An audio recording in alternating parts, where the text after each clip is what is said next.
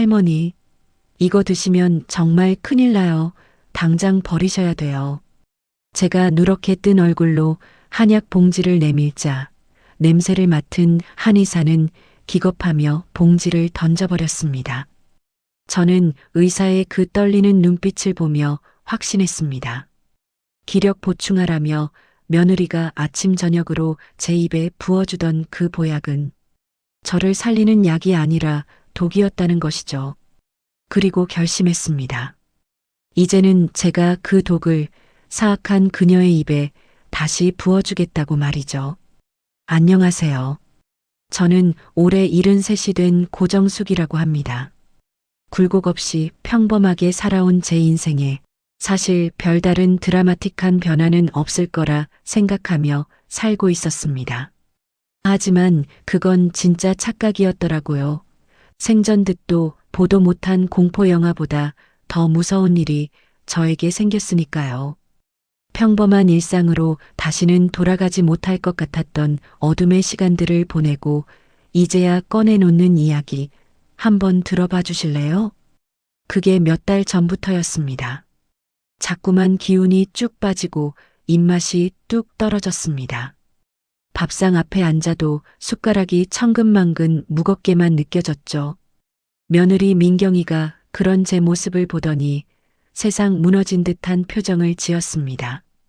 민경이가 제 손을 덥석 잡으며 말했어요. 어머님, 기운이 하나도 없어 보이세요. 안색도 너무 안 좋으시고요. 제가 동네에서 용하다고 소문난 한의원 알아봤는데 가서 보약 한 제 지어올까요? 아니다. 괜찮다. 나이 들면 다 이렇지 뭐. 밥맛 없는 거야. 며칠 푹 쉬면 돌아오겠지. 하지만 민경이는 완강하게 고개를 저었습니다. 아니에요, 어머님. 입맛 없으실 때 더 잘 챙겨 드셔야 해요. 제가 내일 당장 한의원 가서 상담받고 지어올게요. 민경이는 보험 설계사로 바쁘게 일하면서도 저를 어찌나 잘 챙겨주는지 동네에서 효부라고 소문이 자자할 정도였습니다. 저도 그런 며느리가 참 고맙고 기특했어요. 그리고 딱 이틀 후였습니다. 민경이가 커다란 보약 상자를 들고 현관에서부터 밝은 목소리로 저를 불렀어요. 어머님, 한의사 선생님이 어머님 증상 들으시고는 특별히 좋은 약재만 골라서 지어주셨대요. 이거 드시면 금방 기운 차리실 거예요. 민경이가 정성스럽게 보약을 데워주었죠. 주방에선 쌉싸름한 한약 냄새가 집 안가득 퍼져나갔습니다. 한참 후 민경이가 뜨뜻한 김이 올라오는 보약을 들고 제 앞에 섰습니다. 어머님, 식사하신 지 딱 30분 됐네요. 이제 약 드셔야 해요. 식으면 효과 없으니까 어서 드세요. 민경이가 사발을 제 손에 쥐어주었습니다. 첫 모금을 입에 넣는 순간 어찌나 쓴지 저도 모르게 얼굴이 확 일그러졌죠. 민경이가 얼른 제 등을 두드리며 재촉했습니다. 어머님, 좋은 약이 입에 쓰다잖아요. 눈 딱 감고 한 번에 넘기셔야 해요. 네. 저는 눈을 질끈 감고 그 쓴 약을 꿀꺽꿀꺽 넘겼습니다. 민경이가 얼른 물컵을 건네며 환하게 웃었습니다. 어머님, 정말 잘하셨어요. 이제 아침 저녁으로 이렇게 드시면 돼요. 식후 30분마다 제가 땡 하고 챙겨드릴게요. 그렇게 저는 하루 2번 민경이가 주는 보약을 마시기 시작했습니다. 민경이는 정말 한 번도 빠뜨리지 않고 정확히 30분 후에 약을 대령했어요. 처음 며칠은 속이 따뜻해지는 것 같기도 했습니다. 그날 저녁에 아들 도훈하고 저에게 물었어요. 엄마, 요즘 민경이가 지어온 보약 드신다며? 어때? 좀 괜찮아? 저는 그저 고개를 끄덕였습니다. 응, 정성껏 챙겨주니 고맙지. 도훈이가 부엌에서 설거지하는 민경이를 향해 목소리를 높였습니다. 여보, 우리 엄마 잘 챙겨줘서 고마워. 내가 바빠서 통신경도 못 쓰는데 당신이 최고야. 민경이가 부엌에서 환하게 웃으며 대답했어요. 아유, 뭐려, 당연히 해야 할 일인데요. 어머님 건강이 우리 집 행복이잖아요. 다음 날 저녁이었습니다. 필요한 게 있어서 동네 슈퍼에 물건을 사러 나갔어요. 박 사장님이 계산대에 앉아 저를 보더니 손뼉을 탁 쳤습니다. 어머, 고 사장님, 요즘 얼굴이 아주 환해졌네. 뭐 좋은 일 있어요? 저는 괜히 기분이 좋아져 웃으며 대답했습니다. 우리 며느리가 보약을 지어줘서 먹고 있어요. 어휴, 부러워라. 우리 며느리는 명절에 얼굴 보기도 힘든데 고 사장님은 진짜 복 받으셨어요. 그 며느리 동네에서 효부라고 소문이 자자하다니까요. 저는 어깨가 으쓱해졌습니다. 집으로 돌아오는 발걸음이 한결 가벼웠죠. 그런데 문제는 보약을 먹기 시작한 지 일주일쯤 지나서부터였습니다. 어느 날 아침이었어요. 침대에서 일어나는데 갑자기 눈앞이 빙글빙글 돌았습니다. 몸을 일으키려는데 팔다리에 힘이 하나도 들어가지 않았어요. 겨우겨우 일어나서 화장실에 갔습니다. 세면대를 붙잡고 서 있는데 숨이 턱까지 차올랐어요. 심장이 쿵쿵쿵 제멋대로 빠르게 뛰었습니다. 아침 식사 후 민경이가 어김없이 보약을 가져왔어요. 저는 어지러운 머리를 감싸주며 말했습니다. 민경아, 나 아무래도 이 약이 안 받는 것 같다. 이거 먹고 나서부터 통 어지럽고 숨도 차. 민경이가 제 어깨를 주무르며 안심시키듯 말했어요. 어머님, 한의사 선생님이 그러시는데 그게 다 몸이 좋아지는 과정이래요. 좋은 약재가 들어가서 몸이 적응하는 거라고 조금만 참고 드시면 금방 좋아지실 거래요. 저는 그런가 보다 하며 민경이의 말을 믿고 다시 코를 막고 보약을 입에 털어 넣었습니다. 하지만 몸의 이상한 신호는 점점 더 심해져만 갔습니다. 보약을 먹은 지 2주일째 되는 날이었어요. 어지럼증은 더 심해졌고 가슴 두근거림은 멈출 생각을 안 했습니다. 밤에는 통 잠을 이룰 수가 없었어요. 어느 날 오후에 손자 준호가 학교에서 돌아와 저를 물끄러미 쳐다봤습니다. 그러더니 눈을 동그랗게 뜨고 물었어요. 할머니, 얼굴이 왜 이렇게 노래요? 어디 아파요? 저는 깜짝 놀라 거실 거울 앞으로 달려갔습니다. 거울을 자세히 들여다봤어요. 거울 속 제 얼굴은 불과 며칠 전과는 비교도 안 되게 초췌해져 있었죠. 눈 밑에는 검은 그림자가 짙게 깔려 있었고 얼굴색은 준호 말대로 누렇게 떠 있었어요. 저는 가슴이 철렁 내려앉아 민경이를 다급하게 불렀습니다. 민경아, 나 도저히 안 되겠다. 당장 한의원에 다시 가봐야겠어. 약을 바꾸든가 해야지. 이대로는 못 먹겠다. 민경이가 황급히 달려와 제 얼굴을 보더니 잠시 당황한 표정을 지었습니다. 어머님, 그런데 어쩌죠? 제가 어머님 기력 싹 회복하시라고 석 달치를 미리 다 지어놨는데 귀한 약재로 비싸게 지은 거라 버리면 너무 아깝잖아요. 저는 답답해서 목소리를 높였습니다. 아니, 지금 돈이 문제야? 내 몸이 이렇다는데 아까운 게 문제냐고. 내가 직접 한의사 만나서 얘기해 볼란다. 제 말을 듣자 민경이의 표정이 싸늘하게 굳어졌어요. 어머님, 굳이 그러실 필요 없어요. 몸도 편찮으신 분이 어딜 가시려고요. 제가 대신 가서 꼼꼼하게 상담하고 올게요. 어머님은 그냥 집에서 푹 쉬세요. 저는 뭔가 이상하다는 생각이 들었지만 기운이 없어 더는 따지지 못했어요. 그날 밤이었습니다. 화장실에 가려고 침대에서 일어섰는데 갑자기 머리가 핑 돌았습니다. 벽이라도 붙잡으려 했지만 손이 허공을 휘저었습니다. 마침 화장실에서 나오던 도훈이가 저를 보고 달려와 붙잡았습니다. 엄마, 왜 이래? 괜찮아? 도훈이가 놀라서 저를 부축해 침대에 눕혔어요. 걱정이 가득한 얼굴로 저를 내려다봤습니다. 엄마, 얼굴이 완전 노래. 황달 온 거 아냐? 내일 당장 종합병원 가서 검사 받아보자. 그때 민경이가 방으로 쏜살같이 들어왔어요. 민경이가 도훈이의 팔을 꽉 잡으며 말했습니다. 여보, 당신 지금 무슨 소리야?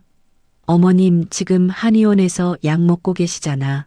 괜히 양방병원 가서 이것저것 검사하고 약 먹으면 한약이랑 섞여서 몸에 더 안 좋을 수 있어. 도훈이가 망설이며 제 얼굴을 살폈습니다. 그래도 엄마 상태가 너무 안 좋아 보이는데? 민경이가 도훈이의 말을 딱 잘랐습니다. 걱정하지 마. 내가 내일 당장 한의원 다시 찾아가서 상담받고 올게. 어머님은 지금 푹 쉬시는 게 최고야. 도훈이는 더 이상 아무 말도 하지 않고 방을 나갔습니다. 저는 꼼짝없이 침대에 누워 천장만 바라봤어요. 가슴속에서 정체 모를 불안감이 올라왔습니다. 다음 날 아침 저는 기운 없이 거실 소파에 앉아 무심코 부엌 쪽을 바라봤다가 제 눈을 의심했습니다. 민경이가 약탕기 옆에서 작은 검은색 봉지를 꺼내더니 보약 냄비에 무언가를 털어넣고 있었어요. 저는 저도 모르게 벌떡 일어나 부엌으로 가서 소리쳤습니다. 민경아, 너 지금 거기다 뭘 넣은 거니? 민경이가 제 목소리에 경기를 일으킬 듯 화들짝 놀라며 뒤를 돌아봤습니다.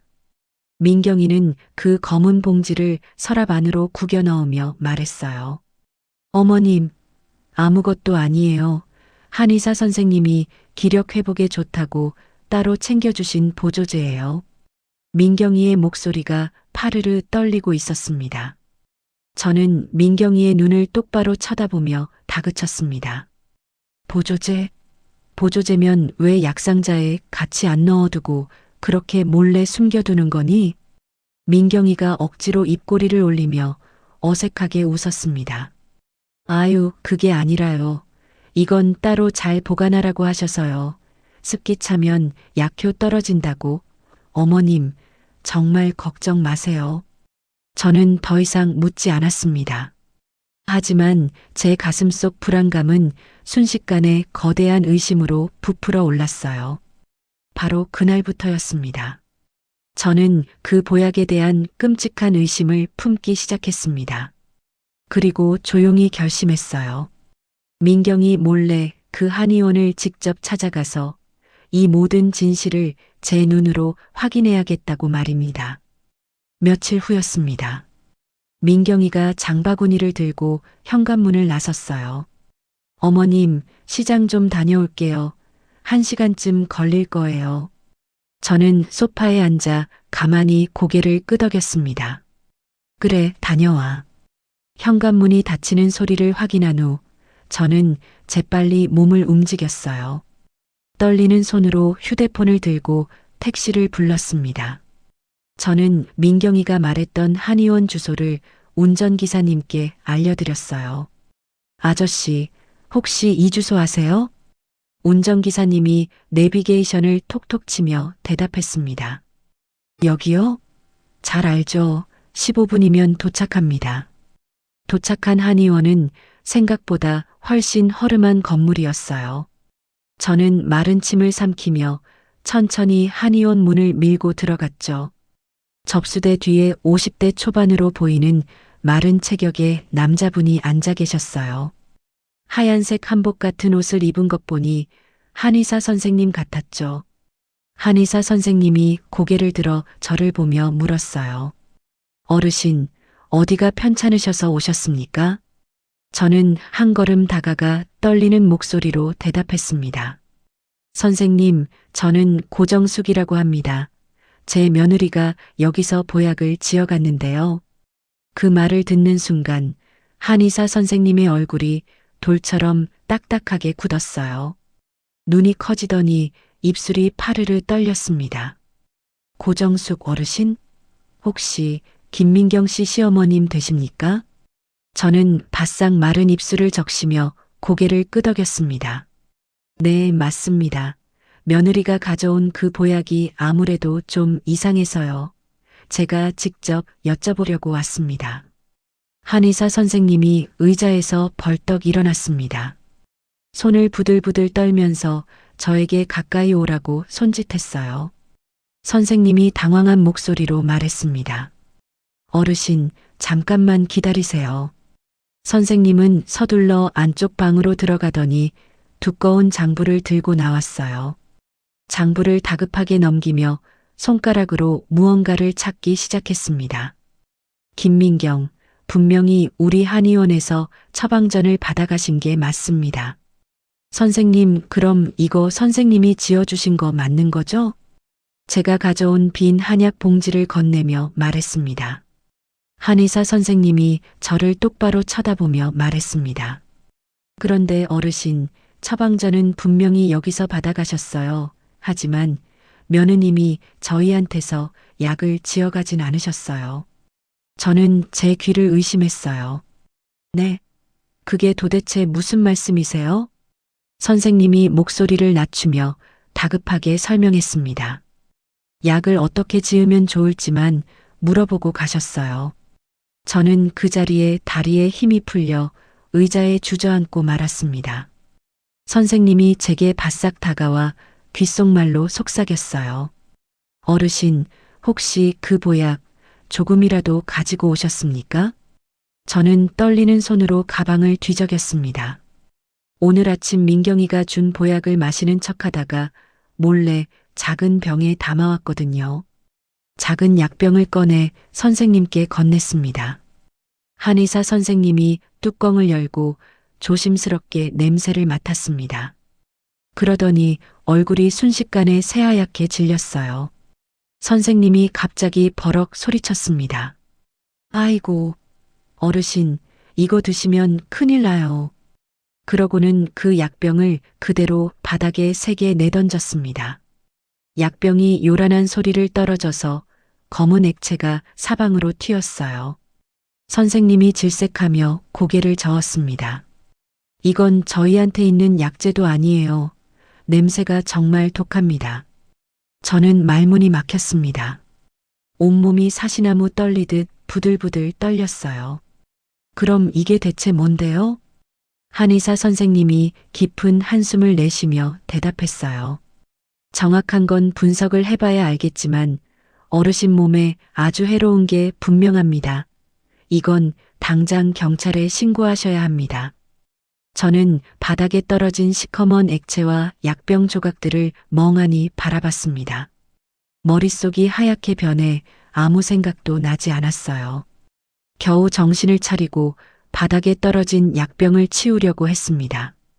한의사 선생님이 제 팔을 다급히 잡으며 말렸어요. 어르신, 그냥 두세요. 이건 제가 치울게요. 어서 댁으로 돌아가셔서 조치를 취하셔야 합니다. 저는 비틀거리며 한의원을 나왔습니다. 정신없이 다시 택시를 잡아탔어요. 택시 안에서 저는 창밖을 멍하니 바라봤습니다. 지난 2주 동안의 일들이 눈앞을 스쳐 지나갔어요. 민경이가 그토록 정성스럽게 보약을 끓이던 모습, 단 한 번도 빠짐없이 보약을 가져다 주던 그 모습, 제가 약을 다 마셨는지 빤히 확인하던 그 서늘한 눈빛이 떠올랐습니다. 섬뜩한 기운이 등줄기를 타고 흘렀습니다. 집에 도착해 현관문을 열고 들어서는데 다리가 후들거려 주저앉을 뻔했습니다. 겨우 거실로 들어가 소파에 쓰러지듯 앉았어요. 얼마 후 민경이가 장바구니를 들고 돌아왔습니다. 어머님, 다녀왔어요. 오늘 생선이 팔딱팔딱 뛰길래 구워드리려고 넉넉하게 샀어요. 민경이가 아무 일 없다는 듯 환하게 웃으며 부엌으로 갔습니다. 저는 평소처럼 대답해야만 했어요. 그래, 수고했다. 하지만 제 목소리가 염소처럼 떨리고 있었습니다. 저녁 시간이 되자 민경이가 어김없이 보약을 끓여 가져왔어요. 어머님, 약 드실 시간이에요. 식기 전에 드세요. 저는 사발을 받아들었습니다. 저 웃는 얼굴 뒤에 그런 끔찍한 마음을 숨기고 있었다니 속이 메스꺼워 견딜 수가 없었어요. 하지만 지금 들키면 모든 게 끝장이었습니다. 저는 천천히 보약을 입으로 가져갔습니다. 꿀꺽 마시는 신용을 하다가 민경이가 등을 보이고 부엌으로 돌아가는 순간 소파 옆에 있던 화분에 남김없이 쏟아부었어요. 그날 밤부터 저는 매번 보약을 버리기 시작했습니다. 들키지 않게 화분, 싱크대, 그리고 화장실 변기에 번갈아 버렸습니다. 그리고 몰래 민경이의 행동을 하나하나 관찰하기로 마음먹었어요. 그렇게 3일째 되던 날이었습니다. 신기하게도 약을 끊자마자 어지럼증이 씻은 듯이 줄어들었어요. 미친 듯이 뛰던 가슴 두근거림도 많이 나아졌습니다.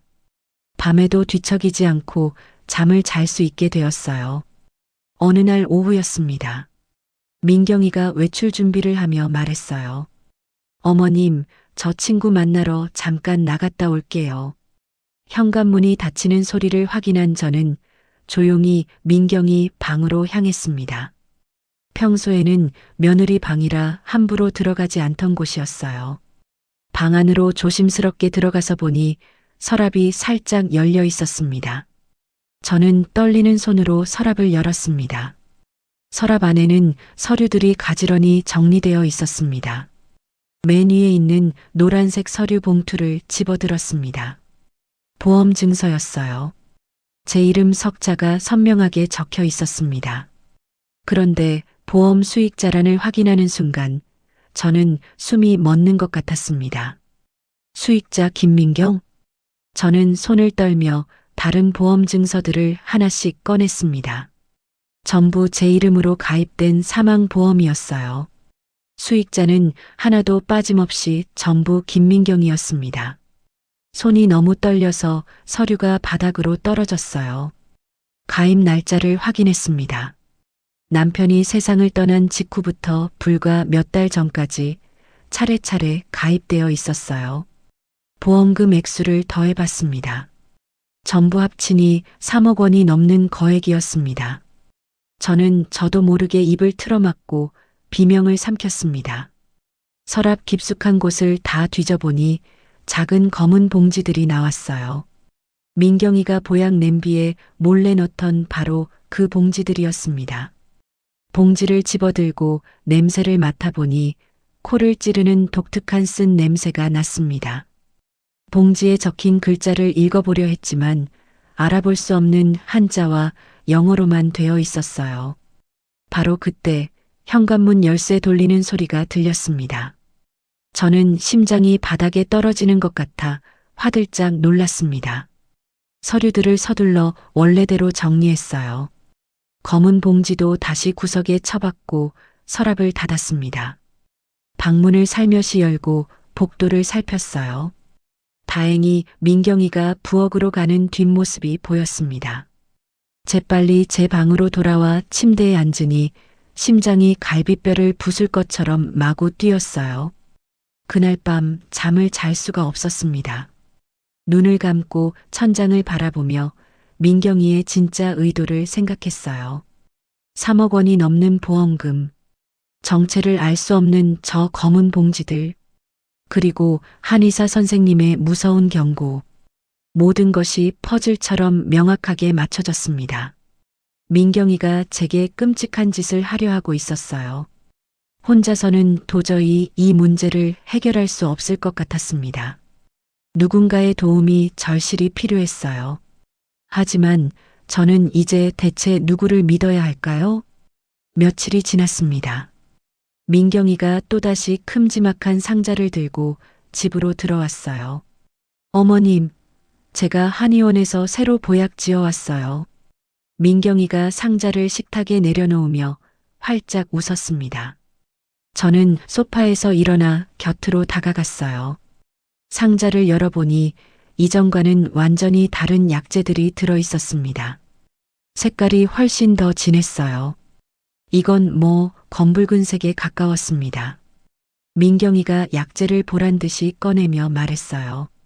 어머님, 한의사 선생님이 그러시는데요. 이제는 더 원기 보충이 되는 보약으로 바꿔야 한대요. 효과가 아주 직방이래요. 민경이가 제 반응을 놓치지 않고 살피며 물었습니다. 어머님, 왜 그러세요? 괜찮으세요? 저는 애써 입꼬리를 올리며 대답했습니다. 응, 괜찮다. 그냥 냄새가 좀 강하네. 하지만 온몸에 차가운 소름이 돋는 것 같았어요. 바로 그날 저녁이었습니다. 저는 피곤하다는 핑계로 방에 일찍 누워 있었죠. 거실에서 민경이의 목소리가 조용히 들려왔습니다. 누군가와 전화 통화를 하고 있었어요.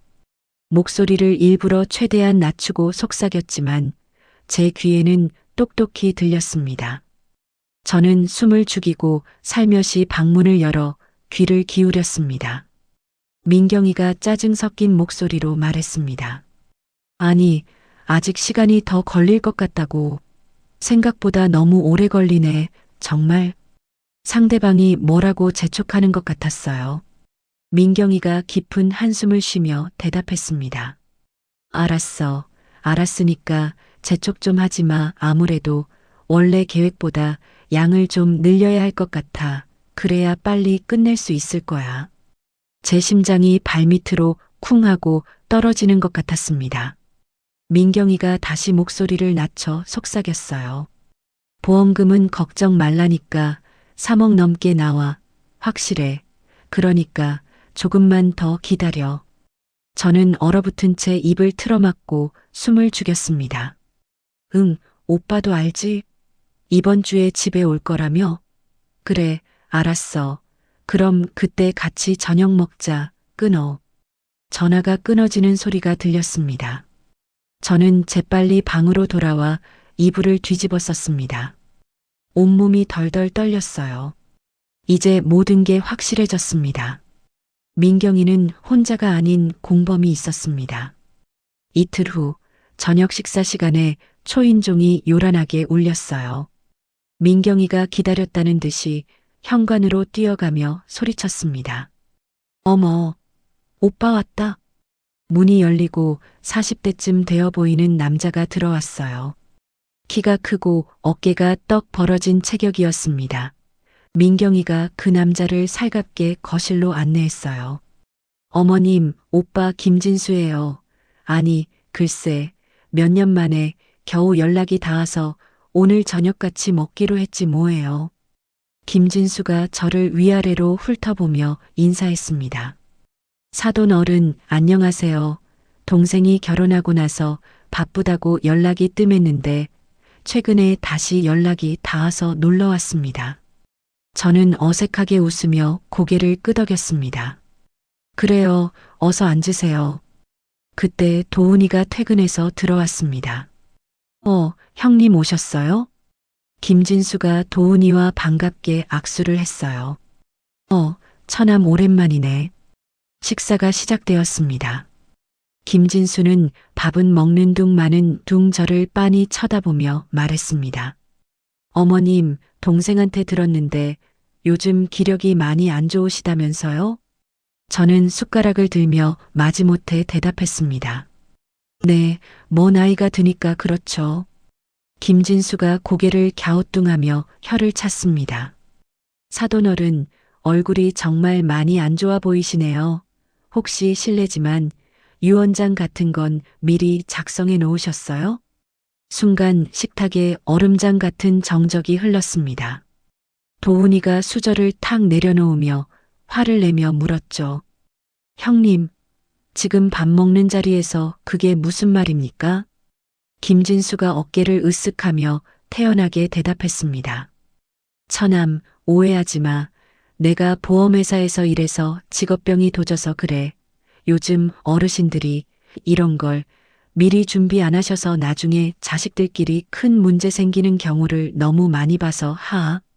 민경이가 오빠의 팔을 오버스럽게 툭 치며 말했어요. 오빠도 참, 밥 먹을 때 무슨 그런 이상한 말을 해. 분위기 깨게. 하지만 김진수는 뱀같이 섬뜩한 눈빛으로 계속 저를 쳐다봤습니다. 저는 애써 태연한 척 말했습니다. 아직 그런 건 생각 안 해봤어요. 식사가 끝나고 김진수가 돌아갔어요. 가슴이 돌덩이처럼 답답했습니다. 이제 민경이뿐만 아니라 저 음흉한 오빠까지 가세한 겁니다. 그날 밤이었어요. 화장실에 가려고 방문을 살짝 열었습니다. 복도 끝 민경이 방에서 불빛이 새어나오고 있길래 저는 조용히 다가가 문틈으로 안을 들여다봤습니다. 민경이는 컴퓨터 앞에 바싹 붙어 앉아 있었습니다. 모니터 화면에 뭔가가 환하게 보였습니다. 저는 눈을 가늘게 뜨고 그 글자들을 확인했습니다. 화면에는 큼지막한 글자로 이렇게 적혀 있었습니다. 사망보험금 청구 서류 간소화 및 작성 방법. 저는 숨이 턱 막혀서 주저앉을 뻔했습니다. 민경이가 마우스를 바쁘게 움직이며 다른 페이지를 열었어요. 그건 제 의료 기록들이었습니다. 언제 빼돌린 건지 제 진료 기록들이 화면에 빼곡히 떴습니다. 민경이는 화면과 노트를 번갈아 보며 뭔가를 열심히 적고 있었어요. 제가 문틈으로 겨우 고개만 내밀어 보니 만성질환으로 인한 합병증, 최대한 자연사로 보일 가능성 같은 끔찍한 단어들이 보였습니다. 저는 비명도 지르지 못하고 뒷걸음질 쳤습니다. 다리에 힘이 풀려 벽에 기대가며 겨우 정신을 차리고 제 방으로 돌아왔습니다. 침대에 앉아 터질 것 같은 가슴을 쓸어내려야 했어요. 다음 날 아침이었습니다. 민경이가 또다시 보약을 끓여 가져왔어요. 사발을 받아든 순간 저도 모르게 숨을 멈췄습니다. 지금까지 본 것 중에 가장 진하고 역한 색이었어요. 바로 그 순간 저는 중요한 결심을 했습니다. 이제부터는 연기를 해야만 한다고요. 저 악마 같은 며느리를 안심시켜야 해요. 저는 일부러 환하게 웃으며 민경이를 바라봤습니다. 민경아, 너 아니? 요즘 네가 지어준 보약이 참 좋아진 것 같아. 왠지 몸이 한결 가벼워지는 것 같거든. 제 말에 민경이의 얼굴이 눈에 띄게 환해졌습니다. 어머, 정말요, 어머님? 아이고, 다행이다. 제가 밤낮으로 정성껏 끓인 보람이 있네요. 저는 계속해서 인자하게 웃었습니다. 하지만 그 가짜 웃음 뒤에서 저는 살기 위해 필사적으로 다음 계획을 세우고 있었어요. 민경이가 부엌으로 돌아간 후 저는 재빨리 화장실로 갔습니다. 보약을 망설임 없이 변기에 쏟아부었어요. 시커먼 액체가 물과 섞이며 소용돌이치다 사라졌습니다. 거실로 돌아오는 길에 보니 제가 며칠 전 보약을 몰래 부었던 바로 그 난초화분은 완전히 시들어 있었습니다. 잎사귀들이 전부 누렇게 변해서 축 늘어져 죽어 있었어요. 저는 온몸에 소름이 쫙 돋았습니다. 오후였어요. 민경이가 가방을 들고 외출 준비를 하며 말했습니다. 어머님, 저 잠깐 은행 좀 다녀올게요. 닫힌 현관문을 바라보는데 민경이의 가방이 신발장 위에 놓일 것이 보였습니다. 아마도 깜빡한 모양이었어요. 저는 주위를 재빨리 살피고 가방을 열었습니다. 지갑, 휴대전화 충전기, 그리고 작은 책자가 하나 들어 있었어요. 책자를 꺼내 펼쳤습니다. 표지에 일반인을 위한 독성학개론이라고 적혀 있었습니다. 책장을 넘기자 여러 가지 식물 이름들이 빽빽하게 나왔습니다. 각 식물마다 독성 설명이 자세히 나와 있었습니다. 그중 한 페이지에 붉은색 형광펜으로 끔찍한 줄이 그어져 있었습니다. 자연사로 위장 가능한 식물성 독소 리스트라는 제목이었습니다. 저는 손이 부들부들 떨려 책을 다시 가방에 넣었습니다. 그날 저녁이었습니다. 도훈이가 퇴근해서 저녁을 먹다가 제 얼굴을 보더니 수저를 내려놓았습니다. 엄마, 얼굴이 이게 뭐야? 며칠 전보다 더 안 좋아 보여. 안 되겠어. 내일 당장 병원 가자. 그때 민경이가 도훈이의 말을 자르며 재빨리 끼어들었습니다. 여보, 또 그 소리. 한약 드시고 계신데 양약이랑 겹쳐서 몸에 더 안 좋다니까요. 도훈이가 답답한 듯 짜증스러운 표정을 지었습니다. 그래도 이 정도면 검사라도 받아봐야 할 거 아냐. 상식적으로. 민경이가 도훈이의 손을 꽉 잡으며 달랬습니다. 조금만 더 기다려봐요. 좋은 약은 효과가 나타나려면 시간이 좀 걸린대요. 네. 도훈이는 더 이상 말하지 않았습니다. 하지만 제 아들의 표정은 절망으로 점점 심각해졌어요. 그날 밤 도훈이와 민경이가 거실에서 조용히 대화하는 소리가 들렸습니다. 민경이가 말했어요. 여보, 너무 걱정 마. 어머님이 원래 몸이 약하셨잖아. 이제 연세도 있으셔서 그래. 도훈이가 깊은 한숨을 쉬며 대답했습니다. 그래도 뭔가 이상해. 보약 먹고 나서 더 안 좋아진 것 같단 말이야. 민경이의 목소리가 순간 날카로워졌어요. 그런 말하지 마. 내가 어머님 드리려고 용하다는 한의원 다 찾아다녀서 지어온 건데. 저는 이불을 머리끝까지 뒤집어 쓰고 눈을 감았습니다. 그런데 새벽에 저는 갑자기 속이 뒤틀리는 통증에 눈을 떴습니다. 화장실로 뛰어가자마자 변기를 붙잡고 속에 든 것을 다 토해냈어요. 거울을 보니 얼굴은 송장처럼 창백했고 식은땀이 비 오듯 흘렀습니다. 저는 세면대를 붙잡고 거친 숨을 몰아쉬었습니다. 이제 더 이상 지체할 시간이 없었습니다. 혼자서는 도저히 버틸 수가 없었어요. 문득 한 사람이 떠올랐습니다. 정혜성 약사. 젊은 시절부터 저와 남편의 건강을 챙겨주던 동생이었죠. 저는 결심했습니다. 내일 날이 밝는 대로 무슨 수를 써서라도 정혜성 약사님을 찾아가야겠다고 말입니다. 이제는 저도 도움을 요청할 때가 되었습니다. 다음 날 아침이었습니다. 아이들이 다 나가고 나서 저는 정혜성 약사에게 전화를 걸었어요. 신호음이 2번 울리고 그토록 그리웠던 익숙한 목소리가 들렸습니다. 여보세요, 정약국입니다. 저는 목이 턱 메어 잠시 말을 잇지 못했습니다. 혜성아, 나야, 정숙이. 혜성이가 반가움에 목소리를 높였습니다. 어머, 언니, 이게 얼마만이야? 잘 지냈어요? 그런데 언니 목소리가 왜 그래요? 무슨 일 있어요? 저는 터져나오려는 울음을 참고 깊이 숨을 들이마시고 말했습니다. 혜성아, 혹시 지금 언니 좀 도와줄 수 있겠니? 정말 급한 일이라 그래. 혜성이의 목소리가 단번에 심각해졌습니다. 언니 무슨 일인데요? 목소리가 너무 안 좋아요. 병원이에요? 저는 흐르는 눈물을 겨우 참았습니다. 전화로는 다 설명하기 어려워. 내가 지금 약국으로 가도 될까? 혜성이가 망설임 없이 즉시 대답했어요. 당연하죠. 지금 당장 오세요. 다른 손님 안 받고 기다리고 있을게요. 어서요.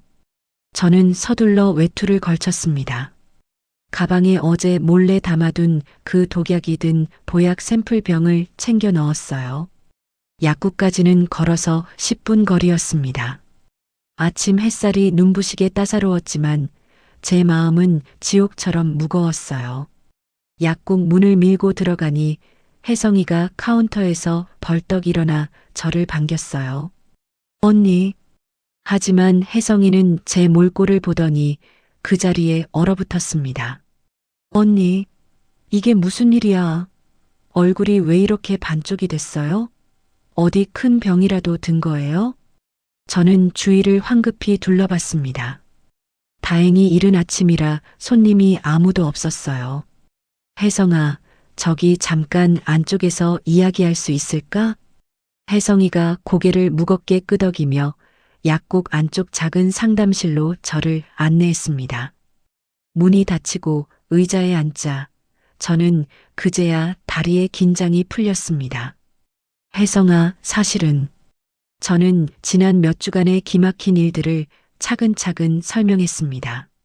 민경이가 정성이라며 가져온 보약부터 이상한 증상들, 그리고 한의원에서 확인한 충격적인 사실, 서랍에서 발견한 2억 원짜리 사망 보험 증서들, 그 독성학 책자와 자연사를 검색하던 컴퓨터 화면까지 전부 말했죠. 이야기를 듣는 내내 혜성이의 얼굴이 하얗게 질려갔습니다. 이야기를 다 듣고 난 혜성이가 제 손을 꽉 잡으며 소리쳤습니다. 뭐라고요? 그게 정말이에요? 그 착하다던 민경이가 그랬다고요? 세상에. 혜성이는 벌떡 일어났습니다. 언니, 이건 정말 심각한 일이에요. 이건 사람 목숨이 달린 일이라고요. 당장 경찰에 신고해야 해요. 저는 고개를 저었습니다. 아직은 안 돼. 저것들이 발뺌할 게 뻔해. 확실한 증거가 더 필요해. 혜성이가 잠시 거친 숨을 고르더니 물었습니다. 언니, 혹시 그 보약이라는 거 가져오셨어요? 저는 가방에서 작은 유리병을 꺼냈습니다. 어제 새로 달인 걸 몰래 조금 담아뒀어. 혜성이가 병을 낚아채듯 받아들고 뚜껑을 열었습니다. 조심스럽게 냄새를 맡더니 얼굴을 확 찌푸렸어요. 어휴, 이게 무슨 냄새지? 혜성이가 저를 이끌고 안쪽 실험실로 갔습니다. 저도 비틀거리며 따라갔어요. 혜성이가 현미경과 여러 시약들을 다급하게 꺼냈습니다. 보약 샘플을 작은 접시에 한 방울 떨어뜨렸어요. 시약을 조심스럽게 섞자 액체의 색이 기분 나쁘게 변했습니다. 혜성이의 얼굴이 창백해졌어요.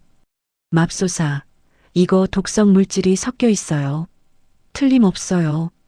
저는 예상했던 말이었지만 직접 들으니 다리에 힘이 풀려 주저앉을 뻔했습니다. 혜성이가 저를 황급히 의자에 앉혔습니다. 언니, 정신 차려요. 이건 더 정확한 분석이 필요해요. 제가 아는 후배가 대학교 약학과에 있거든요. 거기 장비로 분석하면 어떤 성분인지 정확히 알 수 있어요. 저는 그저 고개만 끄덕였습니다. 혜성이가 즉시 전화를 걸었어요. 준호야. 나 혜성이야. 다름이 아니라 내가 정말 급한 부탁이 있는데, 응, 샘플 분석 좀 해줘야겠어. 아주 급하고 중요한 거야. 절대 비밀이고. 잠시 통화를 하더니 혜성이가 저를 보며 말했습니다. 됐어요, 언니. 이틀 후면 정확한 결과 나온대요. 저는 그제야 안도의 한숨을 쉬었습니다. 혜성이가 제 어깨를 단단히 붙잡으며 말했어요. 언니, 무슨 일이 있어도 그동안 절대 그 보약 드시면 안 돼요. 한 모금도 안 돼요. 알았죠? 응, 걱정 마. 이미 며칠 전부터 안 먹고 전부 버리고 있어. 혜성이가 잠시 생각에 잠기더니 벌떡 일어났습니다. 언니, 잠깐만 기다려요. 혜성이는 약국 뒤편으로 갔습니다. 거기에는 작은 한방차 코너가 있었어요. 혜성이가 능숙한 손길로 여러 약재들을 꺼내 정성껏 보자기에 싸기 시작했습니다. 언니, 이거 우선 집에 가져가서 꼬박꼬박 끓여 드세요. 그 흉측한 거 말고. 저는 그 약재들을 보며 민경이가 준 것과 비교했습니다. 색깔부터 맑은 냄새까지 완전히 달랐습니다. 혜성아, 정말 고맙다. 너밖에 없어. 혜성이가 제 손을 꼭 잡으며 힘주어 말했습니다. 언니, 혼자서 그 무서운 거 견디려 하지 마세요. 제가 있잖아요. 혜성이 덕분에 이 지옥 같은 문제를 해결할 수 있을지도 모른다는 작은 희망을 품었습니다. 집에 돌아와 혜성이가 준 진짜 약재를 옷장 가장 깊숙한 곳에 숨겼습니다. 그리고 그날 밤 저는 혜성이가 준 맑은 한방차를 몰래 끓여 마셨습니다. 아, 진짜 약재의 맛은 이렇게 향기롭고 다른 거였어요. 이틀이 지난 후 혜성이에게서 전화가 왔어요. 언니, 결과 나왔어요. 지금 당장 약국으로 오실 수 있어요? 저는 민경이에게 잠깐 산책 나간다고 둘러대고 미친 듯이 약국으로 갔습니다. 혜성이가 심각한 표정으로 서류를 펼쳤어요. 언니, 큰일 났어요. 보약에서 아주 교묘한 독성 식물 성분이 여러 가지 검출됐어요. 저는 숨을 죽이고 다음 말을 기다렸습니다. 혜성이가 설명을 이어갔어요. 이 성분들이 말이죠. 한 번에 사람을 해야 하는 그런 게 아니에요. 하지만 장기간 복용하면 서서히 간이랑 신장 같은 장기를 손상시켜요. 결국엔 자연스럽게 병으로 돌아가신 것처럼 보이게 만드는 정말 악랄하고 교묘한 방법이죠. 저는 온몸에 소름이 돋았습니다. 이런 독소들은 일반인이 절대 구하기 어려운 거예요. 도대체 며느리분이 어떤 경로로 이런 걸 구했는지 모르겠어요. 저는 잠시 생각하다가 입을 열었습니다. 오빠가 있어. 김진수라고 보험회사 다닌다는. 혜성이가 고개를 세게 끄덕였습니다. 그렇군요. 역시 공범이 있을 가능성이 높네요. 혼자 한 짓이 아니었어요. 혜성이가 말을 이었어요. 언니, 이제 아주 체계적으로 증거를 모아야 해요. 혜성이가 준비해둔 노트를 펼쳤습니다. 첫째, 민경이가 이 독성 물질을 어디서 구입했는지 알아내야 해요. 제가 약사 네트워크를 총동원해서 조사해 볼게요. 저는 고개를 끄덕였습니다. 둘째, 언니는 집에서 민경이의 일거수일투족을 관찰해 주세요. 특히 그 보약인지 독약인지 모를 걸 만드는 과정을 기록해야 해요. 혜성이가 서랍에서 아주 작은 녹음기를 꺼냈습니다. 이거 가져가세요. 아주 작은 녹음기예요. 대화를 몰래 녹음할 수 있어요. 저는 떨리는 손으로 녹음기를 받아들었습니다. 혜성이가 설명을 계속했어요. 셋째, 민경이가 버리는 쓰레기를 매일 확인하세요. 혹시라도 그 독극물 용기나 포장지가 있을 수 있어요. 저는 잊지 않으려 메모를 했습니다. 그리고 언니, 제 친구 중에 아주 똑똑한 변호사가 있어요. 제가 미리 상황을 설명하고 법적인 조언을 전부 받아둘게요. 저는 혜성이의 손을 꼭 잡았습니다. 혜성아, 정말 고맙다. 너 아니었으면 나는 정말 어쩔 뻔했니? 혜성이가 제 손을 마주 잡으며 웃었습니다. 무슨 말씀을 하세요? 이럴 때 돕지 않으면 언제 돕겠어요? 우리는 앞으로 일주일 동안 모든 증거를 수집하기로 합의했습니다. 그 후에 변호사와 상의해서 경찰에 신고하기로 했어요. 혜성이가 마지막으로 당부했습니다. 언니, 가장 중요한 게 있어요. 절대 민경이가 의심하게 만들면 안 돼요. 계속 그 보약 잘 먹는 척 하세요. 오히려 몸이 아주 좋아진다고 고맙다고 말하는 게 좋겠어요. 이제 민경이와의 본격적인 심리전이 시작됩니다. 그리고 우리에겐 명확한 계획도 세웠으니까요. 집에 도착했습니다. 민경이가 부엌에서 저녁 준비를 하고 있었어요. 어머님, 산책 다녀오셨어요? 꽤 오래 하셨네요. 저는 그 어느 때보다 환하게 웃으며 대답했습니다. 응, 날씨가 어찌나 좋던지. 민경이가 저를 흘끗 보며 웃었습니다. 어머님, 어머 웬일이세요? 요즘 표정이 아주 좋아지신 것 같아요. 슬슬 보약 효과가 나타나나 봐요. 그렇죠? 저는 민경이의 눈을 똑바로 보며 고개를 끄덕였습니다. 그런 것 같아. 아주 몸이 날아갈 듯이 가뿐해지는 것 같네. 다 네 덕분이다, 민경아. 하지만 제 미소 뒤에는 칼날처럼 단단한 결심이 숨어 있었습니다. 이제 곧 모든 진실이 밝혀질 거예요. 일주일이 쏜살같이 지났습니다. 그동안 정혜성과 저는 매일같이 만나며 저희가 모은 증거들을 하나하나 정리했죠. 그러던 어느 날 오후 혜성이에게서 다급한 전화가 걸려왔습니다. 수화기 너머로 혜성이의 흥분한 목소리가 터져 나왔어요. 언니, 찾았어요. 드디어 찾았다고요. 저는 심장이 쿵 내려앉는 것 같았습니다.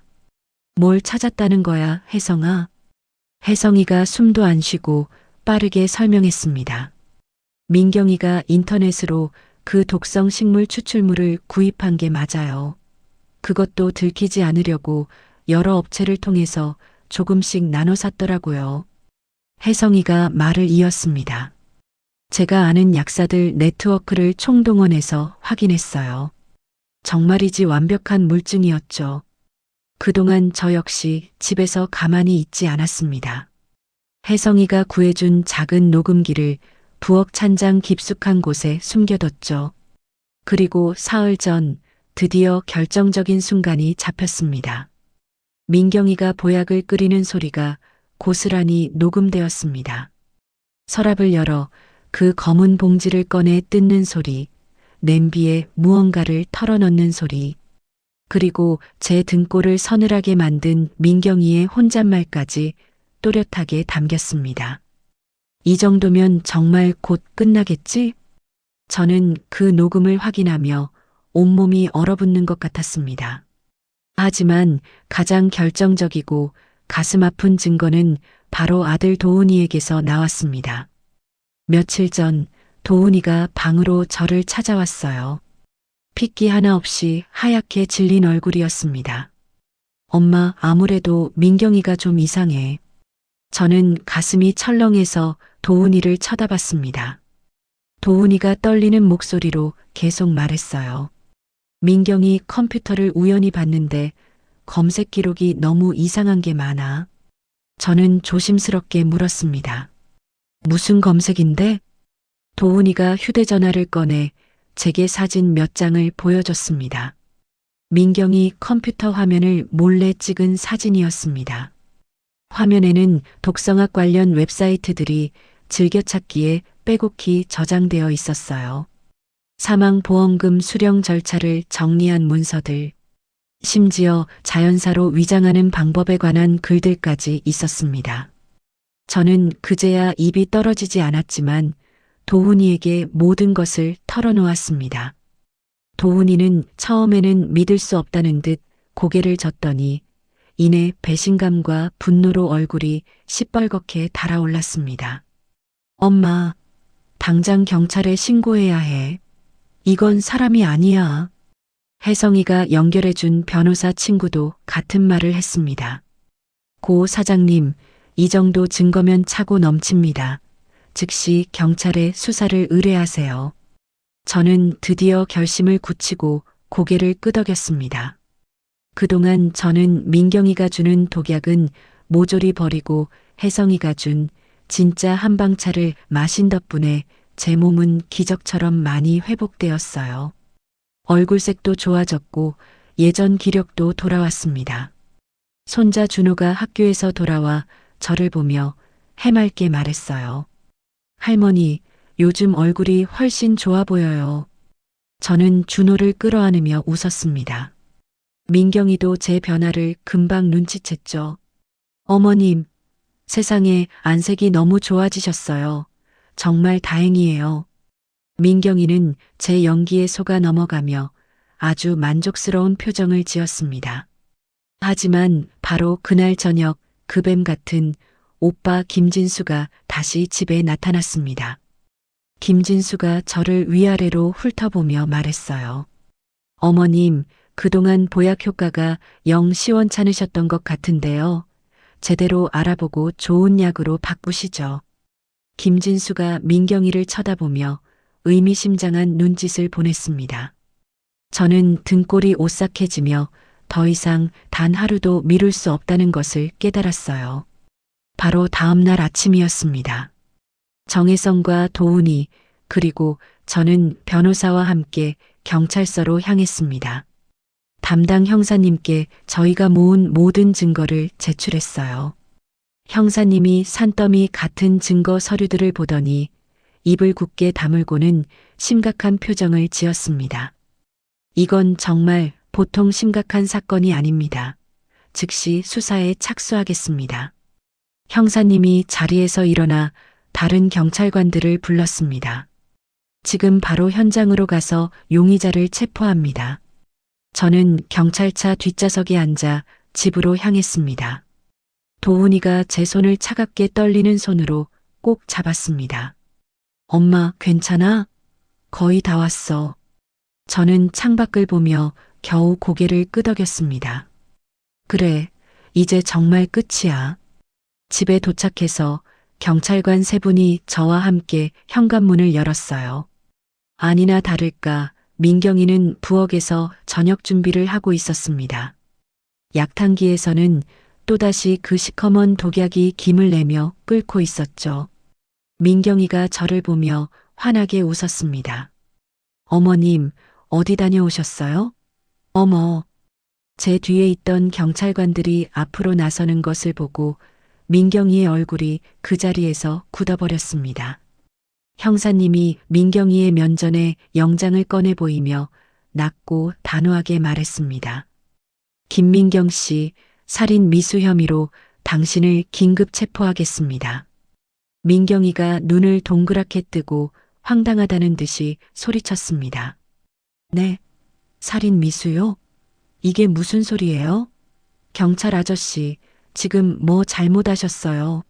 저는 아무것도 안 했어요. 민경이가 저를 찢어질 듯 쳐다봤습니다.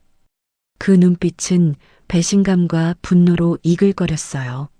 어머님, 이게 지금 무슨 짓이세요? 저한테 왜 이러세요? 저는 그 눈빛을 피하지 않고 침착하게 대답했습니다. 민경아, 내가 뭘 한 게 아니란다. 네가 나한테 한 짓들이 전부 드러난 것뿐이야. 형사님이 차가운 목소리로 증거들을 하나씩 제시했습니다. 이건 보약 성분 분석 결과입니다. 치사량은 아니지만 장기 손상을 유발하는 독성 물질이 다량 검출됐습니다. 민경이의 얼굴이 하얗게 질렸어요. 이건 당신이 인터넷으로 구입한 독성 식물 추출물 구매 내역입니다. 카드 번호 일치합니다. 민경이가 자기도 모르게 입술을 깨물었습니다. 그리고 이건 당신이 보약에 독성 물질을 넣으면서 혼잣말을 한 녹음 파일입니다. 형사님이 녹음기를 재생했습니다. 부엌 찬장 안에서 녹음된 듯 민경이의 목소리가 또렷하게 들렸습니다. 이 정도면 정말 곧 끝나겠지? 민경이가 그 자리에 주저앉으며 발악하듯 소리쳤습니다. 아니에요. 아니라고요. 저는 그냥 어머님 건강하시라고. 형사님이 민경이의 말을 차갑게 끊었습니다. 어머님 명의로 가입된 3억 원이 넘는 사망보험금은 그럼 어떻게 설명하시겠습니까? 바로 그때 밖에서 기다리던 도훈이가 집으로 들어왔습니다. 민경이가 도훈이를 보자마자 마지막 동아줄이라도 잡듯 애원했습니다. 여보, 나 아니야. 저 사람들 말 믿지 마. 설명 좀 해줘요. 아니라고. 하지만 도훈이는 얼음장 같은 눈으로 민경이를 내려다보며 말했습니다. 민경아, 나도 다 봤어. 당신 컴퓨터에 있던 그 끔찍한 검색 기록들, 독성학 자료들, 보험금 수령 방법들, 어떻게 우리 엄마한테 이럴 수가 있어? 민경이가 그제야 모든 것이 끝났다는 듯 절망하며 울음을 터뜨렸습니다. 바로 그때 현관문이 또다시 벌컥 열리며 김진수가 씩씩거리며 뛰어들어왔습니다. 무슨 일이야? 민경아, 이게 다 무슨 소란이야? 형사님이 김진수를 힐끗 보며 말했습니다. 김진수 씨 맞으시죠? 당신도 함께 경찰서까지 가셔야겠습니다. 공범 혐의가 있습니다. 김진수가 당황해서 뒷걸음질 치려 했지만 다른 경찰관이 앞을 막아섰습니다. 민경이가 수갑이 채워지기 직전 마지막으로 저를 쳐다보며 무릎을 꿇었습니다. 어머님, 제가 정말 잘못했어요. 한 번만 용서해 주세요. 네, 어머님. 저는 그 추악한 눈물을 보며 차갑게 고개를 저었습니다. 민경아, 이미 늦었다. 경찰관들이 민경이에게 수갑을 채웠습니다.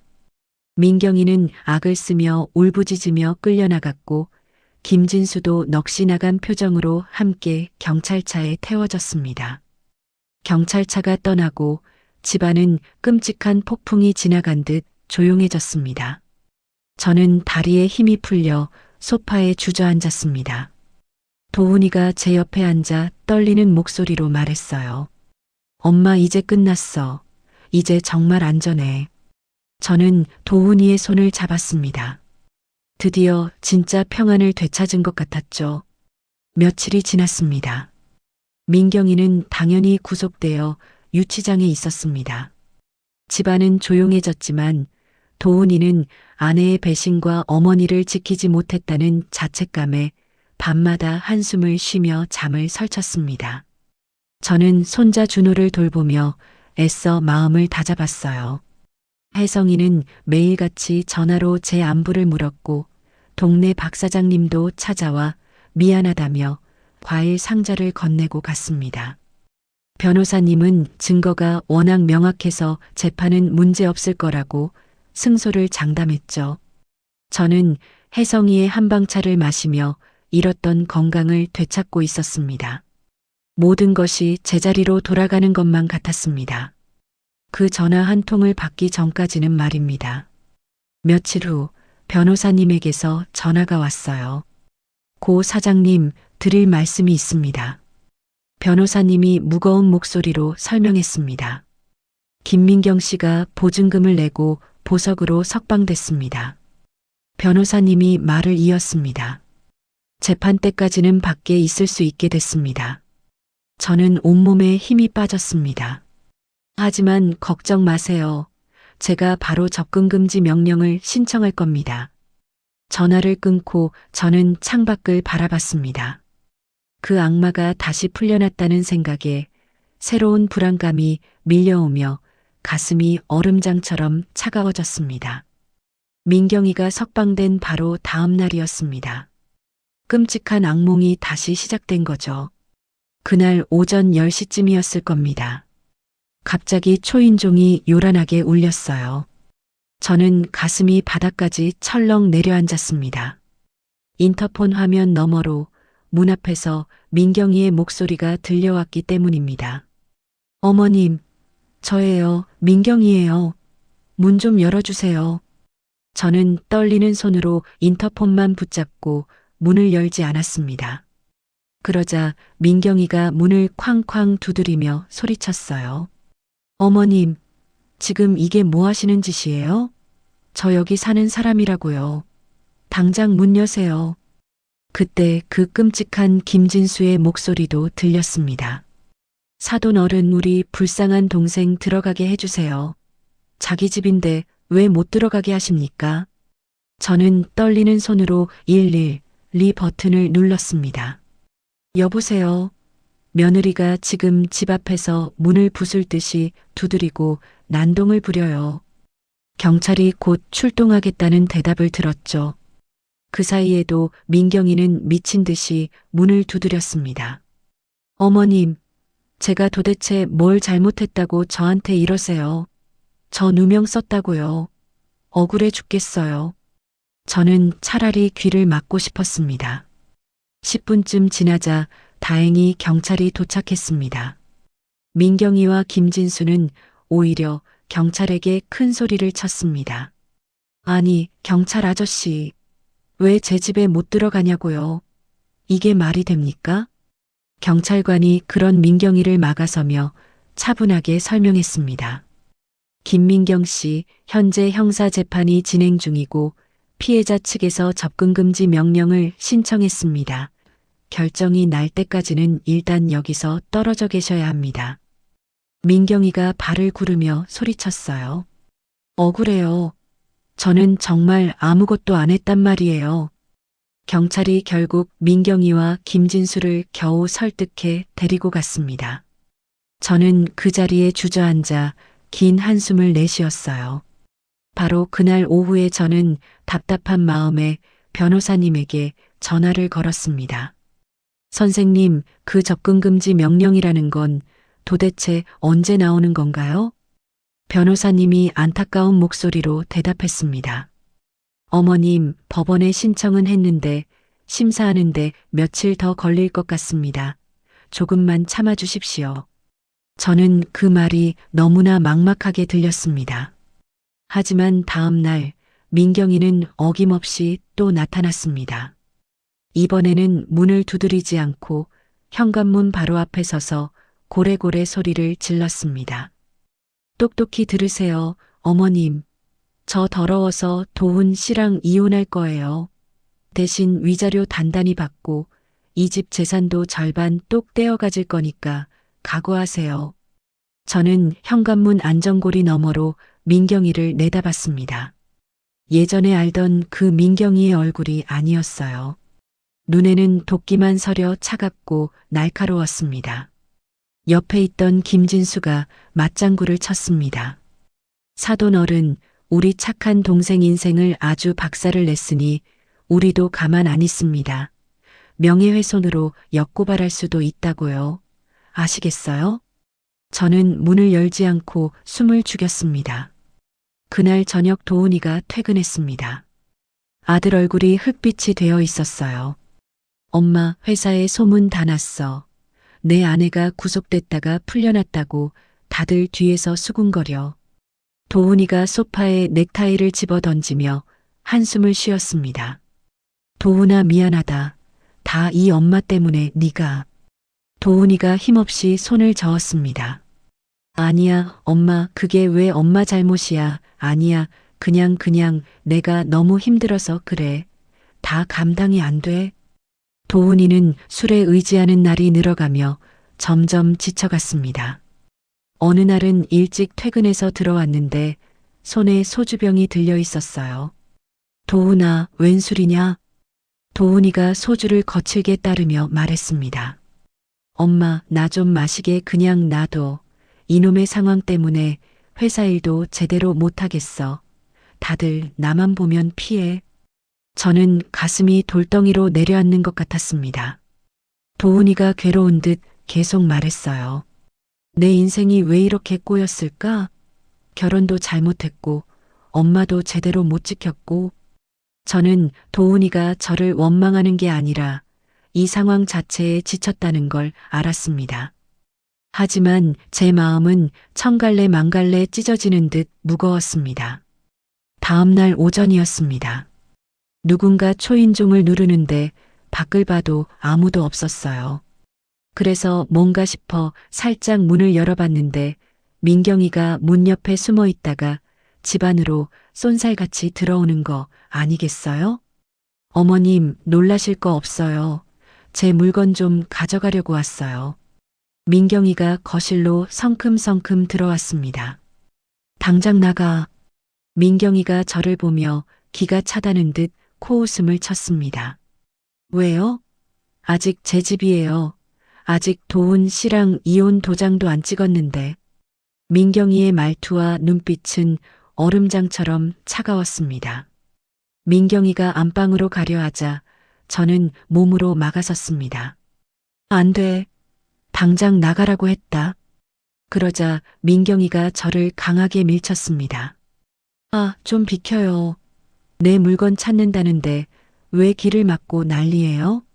저는 비틀거렸지만 다시 앞을 막아섰습니다. 민경이가 악을 쓰며 소리쳤습니다. 어머님, 적반하장도 유분수지. 저 어머님한테 아무것도 안 했어요. 어머님이 경찰한테 없는 말 지어내서 제 인생 이렇게 망쳐놓은 거잖아요. 저는 그 눈을 똑바로 보며 단호하게 말했습니다. 거짓말이 아니야. 네가 하늘 무서운 줄 모르고 한 짓들이 다 드러난 것뿐이야. 민경이가 분에 못 이겨 씩씩거렸습니다. 두고 보세요. 제가 이대로 가만히 있을 것 같아요? 반드시 복수할 거예요. 바로 그때 이 소란을 들은 옆집 아줌마가 현관으로 뛰어들어왔습니다. 아니, 이게 무슨 소리예요? 세상에. 옆집 아줌마가 이 기막힌 상황을 보더니 민경이에게 호통을 쳤습니다. 준호 엄마, 지금 시어머니한테 뭐 하는 짓이에요? 당장 경찰 부르기 전에 나가요. 민경이는 저를 잡아먹을 듯이 노려보며 말했습니다. 똑똑히 기억해요. 어머님, 이게 끝이라고 생각하지 마세요. 민경이가 쿵소리 나게 문을 닫고 나갔습니다. 옆집 아줌마가 제 등을 두드리며 물었어요. 괜찮으세요? 경찰 부를까요? 저는 겨우 고개를 저었습니다.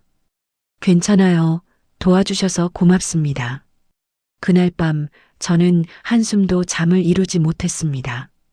처음으로 이 끔찍한 상황이 영영 끝나지 않을 것 같다는 깊은 절망감을 느꼈습니다. 그 후로 일주일이 지났습니다. 상황은 나아지기는커녕 점점 더 악화되었어요. 어느 날 준호의 학교 담임 선생님에게서 전화까지 걸려왔습니다. 할머니, 준호가 요즘 학교에서 멍하니 창밖만 보고 있습니다. 도통 수업에 집중을 못해요. 집에 무슨 일 있으신가요? 가정환경이 하루빨리 좀 개선되어야 할 것 같습니다. 준호가 지금 많이 힘들어 하거든요. 저는 아무 대답도 못하고 전화를 끊었습니다. 가슴이 찢어지는 것 같았죠. 그리고 바로 어느 날 밤이었습니다. 자정이 막 넘었을 시간이었습니다. 갑자기 거실에서 끔찍한 소리가 들렸습니다. 쨍그랑. 저는 심장이 멎는 줄 알고 뛰쳐나갔습니다. 도훈이도 방에서 뛰어나왔습니다. 엄마, 이게 무슨 일이야? 거실 창문에 커다란 돌멩이가 던져져 유리가 산산조각 나 있었습니다. 저는 떨리는 목소리로 대답했습니다. 누군가 밖에서 돌을 던진 것 같아. 도훈이가 밖을 내다봤지만 칠흑 같은 어둠 속에 아무도 없었습니다. 당연히 경찰에 신고했죠. 하지만 경찰이 왔을 땐 이미 늦었고 범인을 찾을 수 없다고 했습니다. 저는 민경이의 짓이라고 확신했습니다. 하지만 증명할 방법이 없었어요. 그날 밤 저는 찬 바람이 들어오는 깨진 유리창을 멍하니 바라보며 생각했습니다. 이제 정말로 목숨이 위험한 상황입니다. 저것들이 더는 거리낄 게 없어진 겁니다. 이대로는 안 됩니다. 저는 내일 날이 밝는 대로 당장 정혜성과 변호사님을 만나기로 했습니다. 이 지옥을 끝낼 뭔가 새로운 해결책이 반드시 필요했습니다. 다음 날 아침이 밝자마자 저는 혜성이에게 전화를 걸었습니다. 혜성아, 나야. 지금 당장 만날 수 있을까? 제 목소리가 밤새 얼마나 떨렸는지 혜성이가 단번에 알아차렸습니다. 언니, 무슨 일이에요? 목소리가 왜 그래요? 또 무슨 일 생겼어요? 저는 어젯밤에 있었던 끔찍한 돌멩이 사건을 설명했습니다. 혜성이의 목소리가 다급해졌죠. 세상에, 당장 약국으로 오세요. 제가 변호사님도 그쪽으로 바로 부를게요. 1시간 후, 저는 혜성이의 약국 안쪽 상담실에 앉아 있었습니다. 변호사님도 심각한 얼굴로 막 도착했죠. 변호사님이 테이블을 손으로 치며 말했습니다. 고 사장님, 이건 단순 협박이 아닙니다. 재물손괴에 주거침입까지 하려고 했어요. 이대로는 정말 큰일 나겠습니다. 더 강력한 조치가 필요합니다. 저는 고개를 끄덕였습니다. 민경 씨의 과거를 아주 뿌리 뽑아 조사해야 합니다. 혹시 사설탐정을 고용하는 건 어떨까요? 혜성이가 제 말에 동의했습니다. 맞아요, 언니. 그 여자 분명히 뭔가 더 있을 거예요. 보통 내기가 아니에요. 변호사님이 가방에서 명함을 꺼냈습니다. 제가 실력을 보증하는 탐정이 한 명 있습니다. 제가 지금 바로 연락해 볼게요. 그로부터 이틀 후 약속대로 이 선생님이라는 탐정이 약국으로 저희를 찾아왔습니다. 어르신, 조사 결과가 나왔습니다. 이 선생님이 굳은 표정으로 서류 뭉치를 펼쳤습니다. 김민경 씨가 지금 도훈 씨와 결혼하기 전에 다른 남자와 사귄 적이 있습니다. 저는 숨을 죽이고 다음 말을 기다렸습니다. 그런데 그때도 아주 비슷한 수법을 쓰려 했습니다. 남자친구의 어머니한테 접근해서 보험을 여러 개 들게 하고 혜성이가 입을 틀어막으며 끼어들었습니다. 그럼 그때도 혹시 이 선생님이 고개를 끄덕였습니다. 네, 다행히 일이 터지기 전에 발각되어서 관계가 파탄났다고 합니다. 하지만 집안 망신이라며 신고는 안 했다고 하더라고요. 저는 온몸에 소름이 돋았습니다. 상습범이었던 겁니다. 이 선생님이 다른 서류를 꺼냈습니다. 그리고 오빠 김진수 역시 깨끗하지 않습니다. 보험 사기 전과가 무려 3건입니다. 변호사님이 그 서류를 받아들고 눈을 빛냈습니다. 됐습니다. 이건 완벽한 증거입니다. 이 남매 한두 번 해본 솜씨가 아니었어요. 상습범입니다. 저희가 검찰에 이 추가 증거를 제출하고 며칠 후 놀라운 일이 생겼어요. 도훈이의 직장 동료들이 퇴근길에 저희 집에 찾아왔어요. 김 과장님이라는 분이 도훈이 어깨를 툭 치며 말했습니다. 도훈이 형님, 힘내세요. 저희가 다 듣고 얼마나 화가 났는지 모릅니다. 저희가 뭐든 도와드릴게요. 다른 동료들도 과일 상자를 내밀며 격려했습니다. 형님, 회사 일은 걱정 마세요. 저희가 다 알아서 할게요. 너무 걱정 마세요. 정말 고맙습니다, 여러분. 도훈이가 그 마음의 감동에 눈시울을 붉혔습니다. 그렇게 일주일이 지났습니다. 이제 곧 재판 날짜가 잡힐 거라던 때였죠. 혜성이에게서 갑자기 다급한 전화가 걸려왔습니다. 언니, 큰일 났어요. 지금 민경이가 약국에 쳐들어왔어요. 저는 심장이 멎는 것 같았습니다. 뭐라고?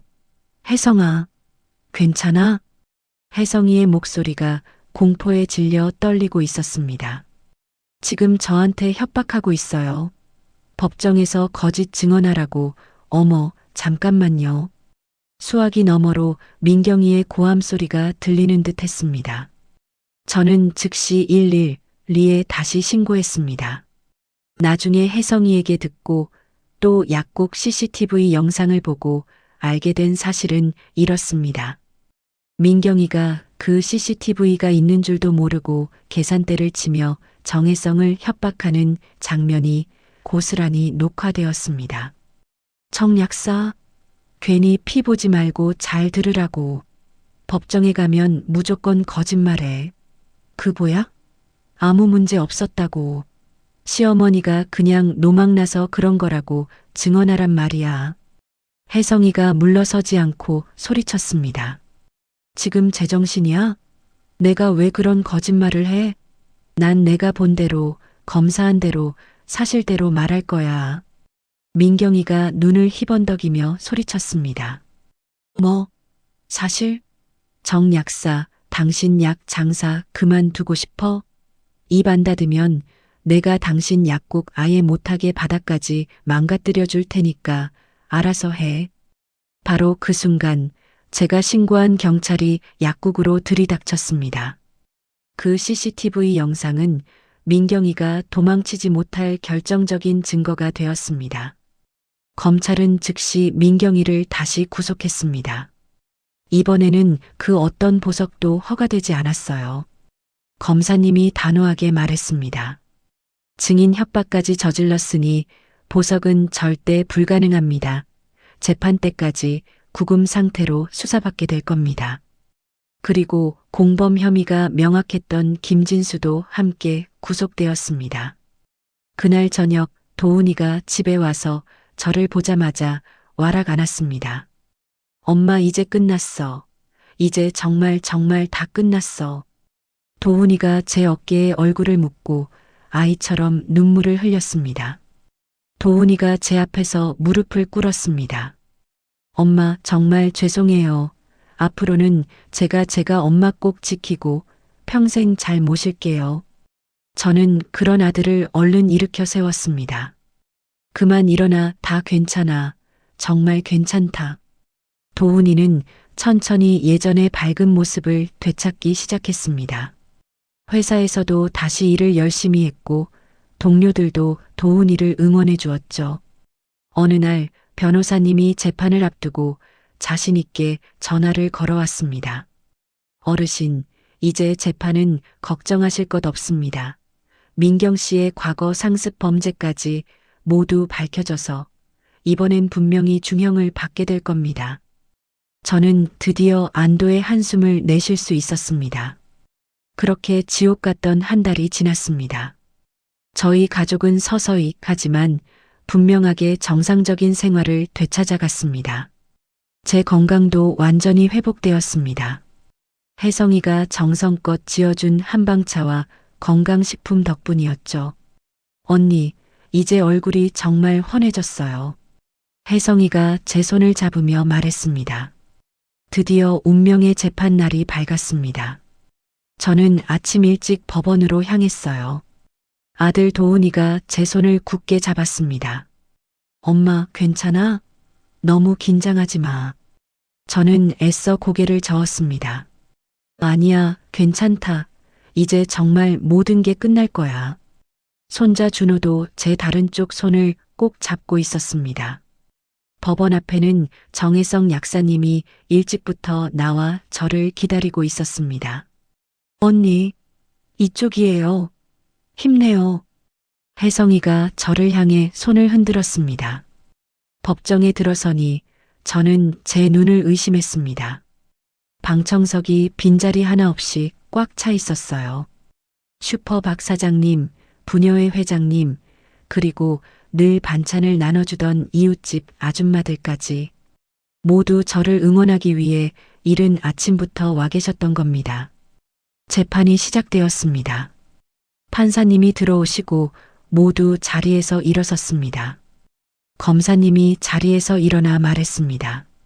존경하는 재판장님, 피고인 김민경은 피해자인 시어머니를 상대로 가족이라는 신뢰를 악용하여 계획적이고 악질적인 범죄를 저질렀습니다. 검사님이 준비한 증거들을 하나씩 제시했습니다. 피고인은 시어머니 명의로 총 3억 원이 넘는 사망보험을 가입했습니다. 이것이 그 증거입니다. 민경이는 피고인석에 앉아 고개를 푹 숙이고 있었습니다. 그리고 한의원 처방을 교묘히 위조하여 장기간에 걸쳐 독성 물질을 보약이라 속이고 투여했습니다. 검사님이 보약 성분 분석 결과를 높이 들었습니다. 이는 명백한 살인 미수 행위입니다. 방청석에서 탄식이 터져 나왔습니다. 이어서 혜성이가 증인석에 섰고 검사님이 물었습니다. 증인은 피해자가 가져온 보약 샘플을 직접 분석했습니까? 혜성이가 또렷하게 대답했습니다. 네, 똑똑히 했습니다. 그건 보약이 아니었습니다. 분석 결과 여러 치명적인 독성 식물 성분이 다량 검출되었습니다. 그 성분들이 인체에 어떤 영향을 미칩니까? 혜성이가 목소리를 높였습니다. 장기간 복용하면 서서히 간과 신장 등 주요 장기를 손상시킵니다. 피해자를 고통스럽게 그리고 아주 교묘하게 병으로 위장해 해치려 한 악질적인 방법입니다. 한의사 선생님도 증인으로 나왔습니다. 저는 결단코 그런 독극물을 처방한 적이 없습니다. 피고인이 제 처방전을 악용해 그 끔찍한 물질을 넣은 겁니다. 한의사 선생님이 단호하게 말했습니다.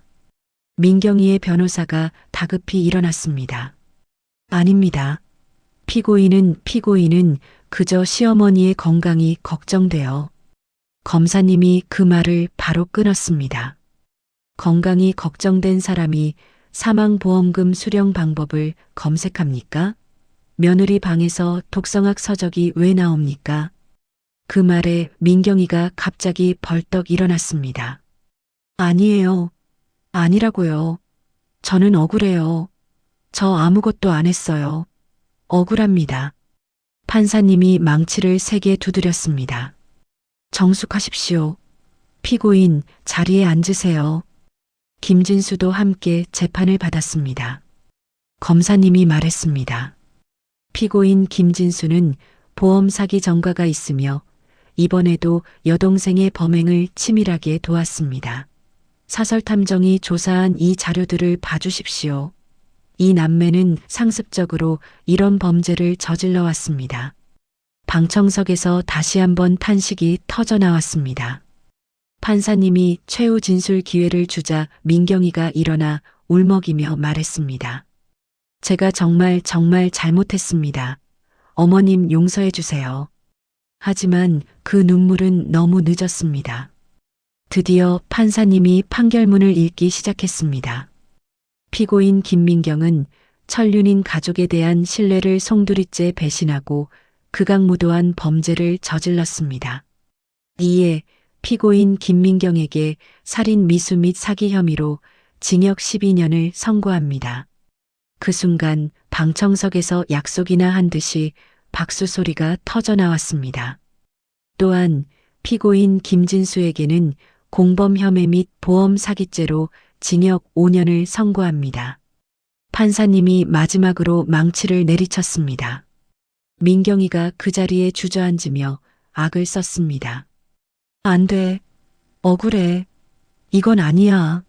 억울하다고. 하지만 법정 경위들이 차갑게 민경이를 끌고 밖으로 나갔습니다. 재판이 끝났습니다. 제가 법정을 나오자 동네 사람들이 저를 한꺼번에 둘러쌌습니다. 고 사장님, 정말 잘 됐어요. 속이 다 시원하네. 이겼어. 정의가 승리했다고요. 박 사장님이 제 손을 꽉 잡으며 말했습니다. 아이고, 사장님, 그동안 마음고생 많으셨어요. 정말 고생 많으셨어요. 저는 그제야 참았던 눈물이 터져 나왔습니다. 고맙습니다. 여러분 정말 고맙습니다. 혜성이가 저를 따뜻하게 안아주었습니다. 언니, 이제 다 끝났어. 이제 정말 끝났어요. 도훈이도 눈시울이 붉어져 있었습니다. 엄마, 수고 많으셨어요. 정말. 그때 준호가 제 손을 잡아 끌며 말했습니다. 할머니, 울지 마세요. 좋은 날이잖아요. 저는 그제야 눈물을 닦고 준호를 보며 웃었습니다. 그래, 할머니 안 울어. 이건 기뻐서 나오는 눈물이야. 그날 저녁 우리 가족은 오랜만에 함께 외식을 했습니다. 도훈이가 활짝 웃으며 말했습니다. 오늘은 우리 가족한테 정말 특별한 날이니까 준호가 제일 좋아하는 고기 먹자. 준호가 소리를 질렀습니다. 와, 진짜요? 아빠 최고. 고기다.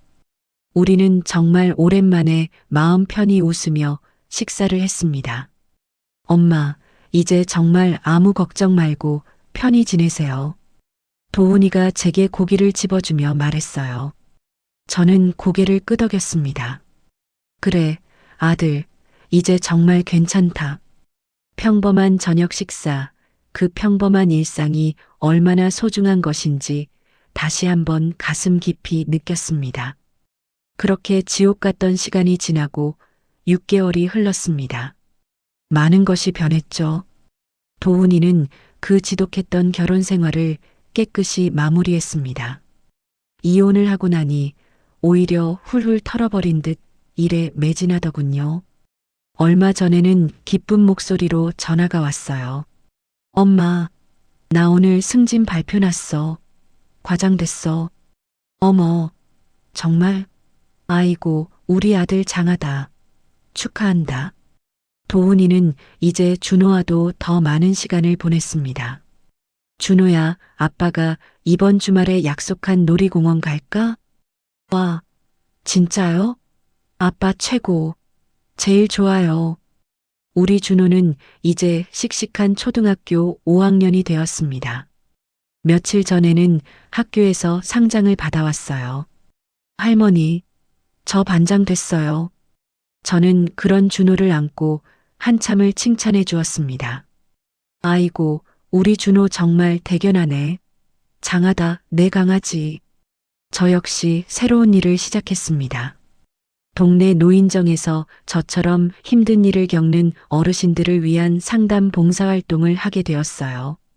한 할머니가 저를 찾아와 조심스럽게 물으셨습니다. 고 사장님, 우리 며느리가 요즘 자꾸 이상한 약을 주는데 이거 어떻게 하면 좋을까? 저는 제 경험을 바탕으로 차근차근 조언해 드렸습니다. 할머니, 절대 혼자 고민하시면 안 돼요. 우선 자식들이나 주변 사람들하고 꼭 상의하세요. 제가 도와드릴게요.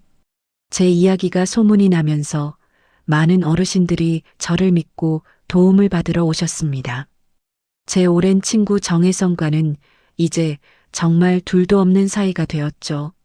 언니, 오늘 날씨가 이렇게 좋은데 우리 뒷산 산책이나 갈까요? 아이고, 좋지. 얼른 가자. 저희는 일주일에 두세 번씩 꼭 함께 걸으며 서로의 건강을 챙겨주는 평생의 친구가 되었습니다. 저희 집도 많이 바뀌었습니다. 민경이가 쓰던 그 끔찍한 기억이 담긴 방은 이제 준호의 근사한 공부방이 되었습니다. 할머니, 이 새 책상 너무 좋아요. 여기서 공부 진짜 잘 될 것 같아요. 준호가 신나했어요. 어두웠던 과거의 흔적은 이제 저희 집에 남아있지 않습니다. 매년 제가 재판에서 승소한 그날이 되면 정혜성과 저는 작은 기념식을 가졌어요. 언니, 우리 올해도 건강하게 이날을 다시 맞았네요. 정말 다행이에요. 혜성이가 따뜻한 차를 따라주며 말했습니다. 저는 찻잔을 들었습니다. 혜성아, 정말이지 너한테는 평생 고맙다는 말로도 부족해. 너 아니었으면 내가 어떻게 됐을까? 언니도 정말 대단했어요. 그 무서운 순간에 끝까지 포기하지 않으셨잖아요. 저희는 서로의 건강을 위해 잔을 부딪혔습니다. 때로는 그 끔찍했던 시간들이 모두 꿈만 같았습니다. 정말 제게 그런 끔찍한 일이 있었나 싶을 정도였죠. 하지만 그 지독한 경험을 통해 저는 많은 것을 배웠습니다. 가족이 얼마나 소중한지, 그리고 진정한 우정이 얼마나 가치 있는지, 또 포기하지 않는 용기가 무엇인지를 말입니다. 이제 저는 진정한 평화 속에서 살고 있습니다. 아침에 일어나면 준호가 제 방에 와서 씩씩하게 인사해요. 할머니, 안녕히 주무셨어요? 도훈이는 출근하기 전에 꼭 제 방에 들러 다정하게 말합니다. 엄마, 저 다녀올게요. 오늘도 좋은 하루 보내세요. 저는 정말 행복합니다. 제 손자와 아들을 지키며 남은 인생을 이렇게 의미 있게 살고 있으니까요. 저녁마다 우리 셋은 식탁에 둘러앉아 웃으며 이야기를 나눕니다. 할머니, 아빠, 오늘 학교에서 진짜 재미있는 일이 있었는데요. 준호가 신나게 제잘거리는 모습을 보며 저는 그저 흐뭇하게 웃습니다. 창밖으로 아름다운 석양이 보입니다. 참 따뜻하고 아름다운 빛이었습니다. 저는 그 노을을 보며 조용히 감사했습니다. 이렇게 평범하고 이렇게 행복한 일상을 다시 되찾을 수 있어서 정말 감사합니다. 비록 제 인생에 폭풍우가 몰아치던 힘든 시간도 있었지만 이제는 다 지나갔습니다. 앞으로는 더 좋은 날들만 있을 거라고 믿습니다. 제 손자의 웃음소리, 아들의 다정한 목소리, 그리고 제 친구의 따뜻한 손길. 이 모든 것이 제게는 무엇과도 바꿀 수 없는 소중한 선물입니다. 저는 이제 진정으로 평화롭습니다. 그리고 행복합니다. 이것이 제 억울했던 이야기의 끝이자 저의 새로운 시작입니다. 여러분, 제 긴 이야기를 끝까지 들어주셔서 정말 감사합니다. 돌이켜보면 가장 믿었던 사람에게 배신당한다는 건 죽음보다 더 무서운 일이었습니다. 하지만 저는 포기하지 않았고 제 곁에는 진짜 가족과 친구들이 있었습니다. 이 이야기를 통해 여러분께 꼭 전하고 싶은 말이 있습니다. 어르신들, 절대 혼자 고민하지 마세요. 몸이 이상하다 싶으면 주변에 꼭 알리시고 믿을 수 있는 사람과 상의하세요. 그리고 자식분들, 부모님을 잘 살피고 지켜주세요. 저는 이제 정말 행복합니다. 손자 준호의 웃음소리, 아들 도훈이의 다정함, 그리고 평범한 일상이 얼마나 소중한지 매일 느끼며 살고 있습니다. 힘든 시간도 지나갑니다. 포기하지 마세요. 반드시 좋은 날이 옵니다. 이야기를 끝까지 들어주신 분이 계시다면 잘 들었다고 댓글 하나만 남겨주세요. 감사합니다.